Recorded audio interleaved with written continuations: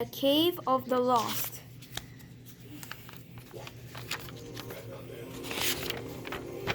Written by Ruth Boyle, illustrated by Tom Boatwright.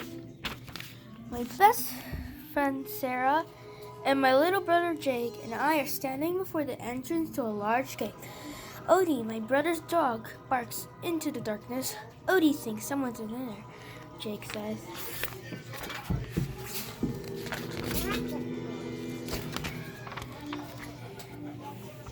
This is where you saw the boy, I asked. Sarah stares up to the hole between the trees and the gorge.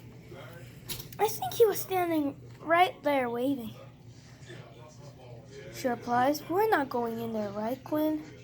You're the one who saw the mysterious boy waving at you. You're the one who leaves the picnic and climbed all the way down to the bottom of French's Gorge to help him now. You don't want to go in? That's the Cave of Lost," she cries. "What kind of ridiculous name is that?" I asked. "I bet your aunt told you about it." She did. Centuries ago, after Porter Mill was built, people explored the cave. They never came out. Others went to search for them and disappeared too. Only one man made it out, but he couldn't explain how. He claimed he found others. Sarah continues, but they kept on leading him in the wrong direction. Finally, after many days, he fell asleep and woke up in a hollow alone. "Your aunt tells a lot of stories," I say. "We still can't wander around here," Sarah says. "This place is probably filled with massive spiders." "Hey kid, do you need help?" Voice echoing for a moment. It almost sounds like laughter. "Let's go in," Jake claimed. A new emerges from the cave. Someone's crying down there, I say. Seeing an opportunity, Jake charges into the darkness, but I seize his arm. "Hold on, little man. We need a light," I say. "Do you have the keychain, Sarah?" She tosses her house keys, little quacker chain I gave her last birthday. I squeeze it, and the dove mouse comes on, and it quacks over. "Jake, hang on to all it. I don't want him to running off," I say. "Roger." He picks up the dog. I take a few steps inside, shining the light. It quacks echo around us. I hear Sarah Bertusini following around us. I hear Sarah a short distance inside where each of the first spoke. "Don't freak out," I say as I turn off the light. The quack fades and the tense darkness passes with Sarah whimpers. After a moment, I hear weeping again. Coming from the package, I hear a little squeak. So I squeak, "Little quacker," and start moving again. We encounter a few more folks, and we see someone could become lost down here. Someone could easily become lost down here. I memorize each turn as we creep closer to the sound.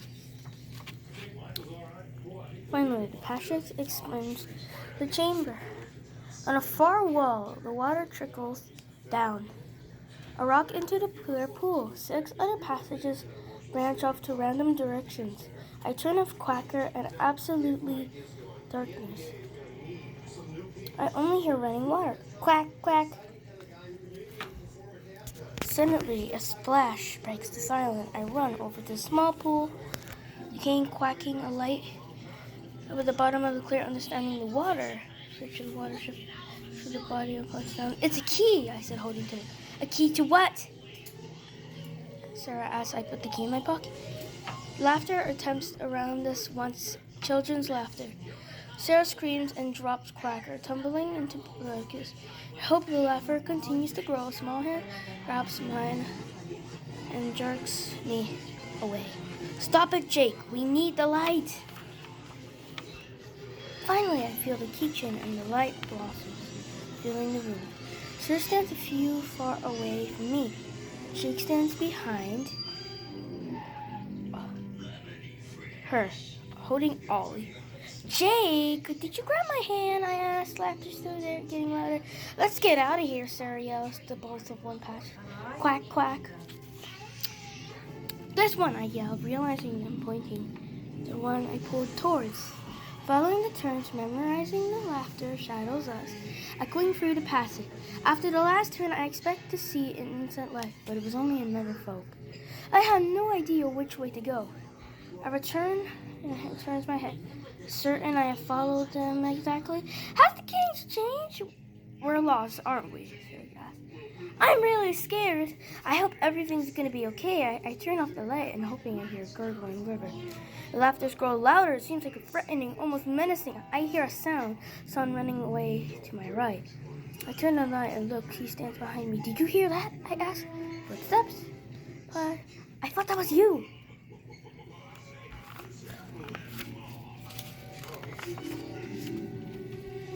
I shake my head and Sarah's eyes widen. We should follow them, I say. They could be trying to make us more lost. I don't think so. I started walking and we come across more folks.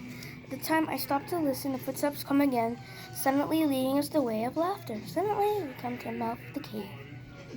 The light painfully bright, but we run into it laughing. Sarah tugs my shirt. Quinn, look, she says, pointing up through a small hole. There is a small little looking over the edge of a distant figure, a small boy. He is waving down to us. He looks familiar, but I can't explain why, I say.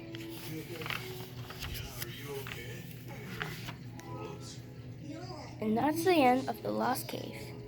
You can find this on Raskits. Visit www.readingdingoes.com for fonts and books and material. And that's the story of the Cave of the Lost. Bye!